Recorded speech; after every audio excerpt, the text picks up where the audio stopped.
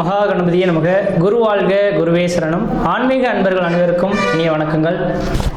நம்ம இந்த வீடியோ மூலமாக 2025ஆம் ஆண்டிற்கான ஆவணி மாத ராசி பலன்களை பார்க்க இருக்கிறோம். குறிப்பாக இந்த வீடியோவானது பார்த்தோம் அப்படின்னாக்கா கடகராசி அன்பர்களுக்கான வீடியோ.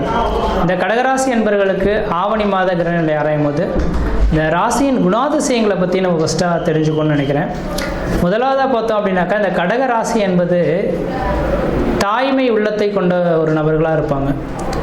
இலகிய மனப்பான்மை உடையவங்களாக இருப்பாங்க. மற்றவங்களுக்கு ஏதாவது ஒரு சில கஷ்டங்கள் நடந்தால் தன் வாழ்க்கையில் நடைபெற்ற மாதிரி இவங்க அதை நினச்சி ரொம்ப நாள் ஃபீல் பண்ணக்கூடிய ஒரு நபர்களாக இருந்துட்டு இருப்பாங்க. அப்போ இந்த சந்திரன் அப்படின்றது மனது காரகன் அப்படின்ற ஒரு காரணத்தினாலையும், சந்திரன் அப்படின்றது பார்த்திங்கன்னா தாய்மை உள்ளத்தை குறிக்கக்கூடிய கிரகம் அப்படின்றனால எப்பொழுதுமே இவங்க தனக்குன்ற ஒரு சில விஷயங்களை தேடி வச்சுக்கிறதுல சிறப்பான ஒரு நபர்களாக இருப்பாங்க. அதே நேரத்தில் தாய்மை உள்ளனா இவங்களுக்கு நிகர் இவங்க தான் அப்படின்ற சொல்லக்கூடிய அமைப்புங்க. தனக்கு வேணும்னு ஆசைப்பட மாட்டாங்க. தன்னை சுற்றி இருக்கக்கூடிய நபர்கள், தாய் தன் பிள்ளையை எப்படி பாதுகாத்துக் கொள்வாங்களோ அதேபோல் சமுதாயத்தில் இருக்கக்கூடிய மக்கள்களையும் அதே போல் பாவித்து நடக்கக்கூடிய ஒரு நபர்கள் யாருனாக்கா இந்த கடகராசி அன்பர்களாக இருந்துட்டு இருப்பாங்கன்றீங்க. ஆனால் இப்படிப்பட்ட இந்த கடகராசி அன்பர்களுக்கு கடந்த கால நிகழ்வுகள் அந்த அளவுக்கு சிறப்பான அமைப்புகளாக இல்லை. கடந்த கால அமைப்புகள் அப்படின்னாக்கா கடந்த ஒரு 3 வருட காலமே சிறப்பான அமைப்புகளாக இல்லைன்னு தான் சொல்லணும். மிகப்பெரிய சோதனைக்கான காலகட்டங்கள், வறுமைக்கான காலகட்டங்கள், கடனுக்கான காலகட்டங்கள், பொருளாதார ரீதியான தடைகள், குடும்ப ரீதியான பிரச்சனைகள், வம்பு வழக்குகள், சட்ட சிக்கல்கள், கடன் தொந்தரவுகள் சந்திக்கக்கூடிய காலகட்டங்களாக உருவெடுத்திருக்கும். காரணம் என்ன அப்படின்னு கேட்டிங்கனாக்கா இந்த கடகராசி அன்பர்களின் வாழ்க்கையில் 7.5 சனி, அஷ்டம சனி காலகட்டங்கள் நடந்ததுனால மன அழுத்தங்கள் பெரிய லெவலில் பாதிப்பை கொடுத்துருக்குன்றீங்க. மன ரீதியாக கூட குழப்பம் அடைந்த நபர்களாக இந்த கடகராசி அன்பர்கள் இருந்திருப்பாங்க. ஆனால் அப்படிப்பட்ட இந்த கடகராசி அன்பர்களுக்கு கடந்த கால வாழ்க்கையை எண்ணி பார்க்க வேண்டாம். கடந்த மார்ச் மாதம் 29ஆம் தேதியிலிருந்து அஷ்டம சனி உங்களுக்கு விட்டு விலகிடுச்சு. இனிமேலுக்கு உங்களோட வாழ்க்கையில் ஏறுமுகத்துக்கான ஒரு காலகட்டம் தொடர ஆரம்பிச்சிருச்சு. ஆனால் அதுக்கு தகுந்த மாதிரி இந்த நேர காலங்களில் கிரக நிலைகளும் ஆடி மாதத்துக்கு பிறகு ராகு கேதுவின் பிடியிலிருந்து ஒவ்வொன்றா மீள போகுதுங்க. அப்போ இந்த கடகராசி என்பவர்களுக்கு தன்னோட ராசிநாதன் சொல்லக்கூடிய இந்த சந்திர பகவான் ராசிக்கு 11ஆம் இடத்தில் நல்ல வலிமை பெற்று உட்கார்ந்திருக்கார். சந்திரனார் 3 சுத்தைந்து 11 தனித்திருக்க மாடப்பா மந்திரங்கள் செய்வான் காலை மகத்தான வாதம் ஒரு வைத்தியமாம் கூரப்பா குடும்பம் அது விருத்தியாகும் கோளை 8 எதிரிக்கு மார்பில் ஆணி அப்படின்ற மருத்துவத்துறையில் சாதனை படிக்கக்கூடிய மாணவ செல்வங்களாக இந்த கடகராசியில் பிறந்த நபர்கள் இந்த நேரத்தில் இருப்பாங்க. எதிரிகளை வெல்லக்கூடிய ஒரு நபர்களாக இருப்பாங்க.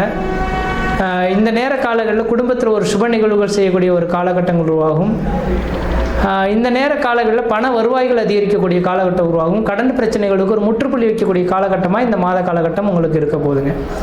அதனால் நீங்கள் எதுவும் கவலை கொள்ள வேண்டாம். இந்த கடகராசி என்பவர்களுக்கு இந்த மாத காலகட்டங்கள் ஒரு சாதகமான ஒரு சூழல்கள் நிறைந்த ஒரு காலகட்டமாக இருந்துகிட்ருக்கு. அடுத்தது பார்த்தோம் அப்படின்னாக்கா இந்த கடகராசிக்கு நிரந்தரமான வேலை வாய்ப்பு இல்லாமல் தடுமாறிட்டு இருக்காங்க. எனக்குன்ற ஒரு மனிதனுக்கு அழகு நிரந்தரமான வேலை வாய்ப்பு. நிரந்தரமான வேலை வாய்ப்பே இல்லை அப்படின்னாக்கா இந்த மனிதனுக்கு அந்த அளவுக்கு சாத்தியமாக இருக்குமா அப்படின்னாக்கா கண்டிப்பாக கிடையாதுங்க. அப்போ நிரந்தரமான வேலைவாய்ப்பு இல்லாத நபர்களுக்கு 11ஆம் இடத்துல சந்திரன் இருக்கனால உங்களோட தகுதிக்கும் திறமையும் அறிந்து உங்களுக்கு வேலை வாய்ப்புகள் கிடைக்கக்கூடிய ஒரு மாத காலகட்டமாக இந்த மாதம் உருவாக போகுது. அதனால் இந்த மாத காலகட்டம் வேலைவாய்ப்பு இந்த காலகட்டங்கள் பொருளாதார ரீதியான வளர்ச்சிகளை சந்திக்கக்கூடிய காலகட்டங்கள். அடுத்ததாக பார்த்தோம் அப்படின்னாக்கா இந்த நேர காலகட்டத்தில் ஊரை விட்டு வெளியூர் வெளிமாநில வெளிநாட்டில் போய் வசிக்கக்கூடிய நபர்களுக்கு அந்த நாட்டு குடியுரிமை வாங்கி அங்கேயே செட்டில்ட் ஆகக்கூடிய காலகட்டம் உருவாயிடுச்சுங்க. ஏன்னா உங்கள் ராசிக்கு 12ஆம் இடத்துல குரு சுக்கிரன் இணைந்து சுபகிரகங்கள் வீட்டிருக்கிறத பார்க்க முடியுது.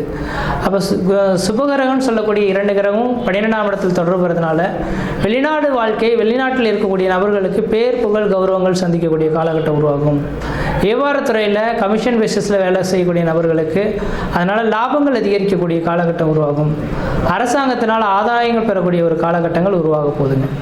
அப்போ 4ஆம் அதிபதி 12ஆம் இடத்துல சுபகிரகத்தோடு தொடர்பு பெற்றதுனால வீடு மனை வாசல் வண்டி வாகன யோகங்கள் வாங்கக்கூடிய யோகங்களும், பழமையான வண்டி வாகனங்கள் வித்துட்டு புதுமையான வண்டி வாகனங்கள் வாங்கக்கூடிய யோகமும் உருவாதுங்க.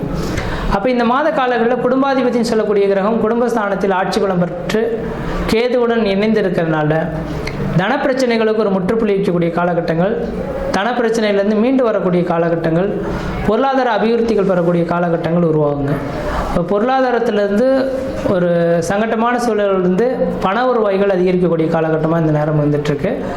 அதே இந்த மாத காலகட்டமானது அந்த செப்டம்பர் மாதம், அதாவது ஆகஸ்ட் 17ஆம் தேதியிலிருந்து செப்டம்பர் 16 தேதி காலகட்டம் வரணுமே ஆவணி மாத கிரக நிலைகள். அந்த செப்டம்பர் 10 தேதியிலிருந்து செப்டம்பர் 16 தேதி காலகட்டங்களில் சூரியன் கேது இணைவு ஏற்படக்கூடிய காலகட்டத்தில் பண வருவாய்கள் கொஞ்சம் தடை ஏற்படலாம். குடும்பத்தில் அவ்வப்போது மன நிம்மதிகள் குறைந்து போகலாம். கணவன் மனைவிடையே ஒரு சில கருத்து வேறுபாடுகள் ஏற்படலாம். அப்போ அந்த நேரத்தில் கொஞ்சம் விட்டு கொடுத்து போகணுன்ற விதிங்க. மற்ற விதத்தில் தோஷங்கள் கிடையாது. அடுத்த குடும்பாதிபதி குடும்பஸ்தானத்தில் வீட்டிருக்கக்கூடிய காலகட்டத்தில் திருமணமாகாத நபர்களுக்கு திருமண வாய்ப்புகளும், குழந்தை பேர் இல்லாத நபர்களுக்கு குழந்தை பேரும் தரிக்கக்கூடிய காலகட்டமாக இருந்துகிட்ருக்கு. அப்போ திருமணமாகாத நபர்களுக்கு திருமண வாய்ப்புகளும், குழந்தை பேர் இல்லாத நபர்களுக்கு குழந்தை பேரும் உருவாகக்கூடிய காலகட்டமாக இருக்குது. இந்த நேர காலங்களில் எடுக்கக்கூடிய முயற்சிகள் உங்களுக்கு சாதகம் வாய்ந்த மகிழ்ச்சியாகவே இருந்துகிட்ருக்கும்.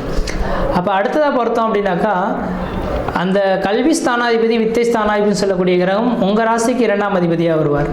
அப்போ இந்த நேரத்தில் ஆட்சி பலம் பெறதுனால கல்வி படிக்கக்கூடிய மாணவர் செல்வங்கள் கல்வியில் வளர்ச்சி அடைவாங்க. பொருளாதார ரீதியாகவும் மன நிம்மதி மன சந்தோஷங்களும் ஏற்படக்கூடிய காலகட்டம் உருவாகும். அதே போல் பார்த்தீங்க அப்படின்னாக்கா, இந்த நேர காலகட்டத்தில் உங்கள் ராசிக்கு 6ஆம் அதிபதியான குரு பகவான் 12ஆம் இடத்துலேருந்து சொந்த வீட்டை பார்க்கறனால நோய் வம்பு வழக்குகள்லேருந்து மீண்டு வரக்கூடிய காலகட்டங்கள், கோர்ட்டு கேஸ் வழக்குகள் உங்களுக்கு சாதகமான சூழல்கள் ஏற்படக்கூடிய காலகட்டங்கள், பொருளாதாரத்தில் ஒரு உயர்வடையக்கூடிய காலகட்டம் உருவாகும். அதே போல் 6ஆம் அதிபதியான சொந்த வீட்டை பார்க்கறனால அரசாங்க உத்தியோகம் உங்கள் வீட்டின் வாயில் கதை தட்டக்கூடிய காலகட்டம் உருவாகுதுங்க.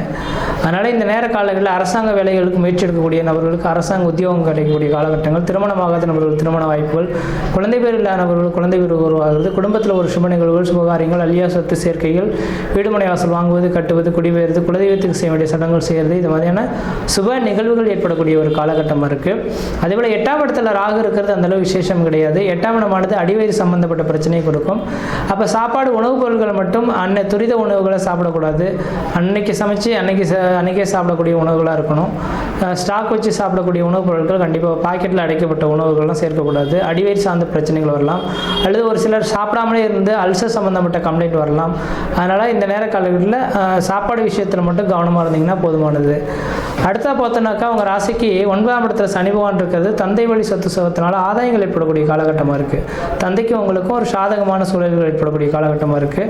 இப்போ தந்தை வழி சொத்துல ஏதோ பிரச்சனைகள் இருந்தால் இது இந்த நேர காலங்களில் கோர்ட்டு கேஸ் வழக்குகள் உங்களுக்கு சாதகமாக இருக்கும். அடுத்து சந்திரன் 11ஆம் இடத்துல இருக்கிறனால நிறைந்த செல்வம் பெற்ற நபர்களாக இருப்பீங்க. என்றைக்கோ செய்த உதவிக்கு இந்த நேரத்தில் சன்மானம் கிடைக்கக்கூடிய காலகட்டங்கள் உருவாகுதுங்க. எதிரிகள் எல்லாம் வெல்லக்கூடிய காலகட்டங்கள்.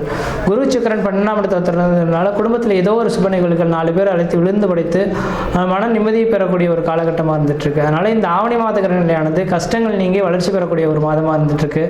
இந்த மாத காலகட்டத்தை சரியாக பயன்படுத்திங்கன்னா வாழ்க்கையில் வெற்றி பெறத்துக்கான வாய்ப்புகள் இருக்குது. இந்த மாத காலகட்டத்தில் நீங்கள் வழிபடக்கூடிய தெய்வம் எதுன்னு பார்த்தீங்கன்னாக்கா, பிரதோஷ காலகட்டத்தில் நந்தி பகவானுக்கு 1 லிட்டர் பால் 1 முழம் முல்லைப்பூ வாங்கி கொடுத்து அர்ச்சனை செய்வதன் விளைவாக இந்த மாத காலகட்டத்தில் பணம் பிரச்சனையிலிருந்து மீண்டு பொருளாதார அபிவிருத்திகள் பெறக்கூடிய ஒரு காலகட்டம் உருவாகும்.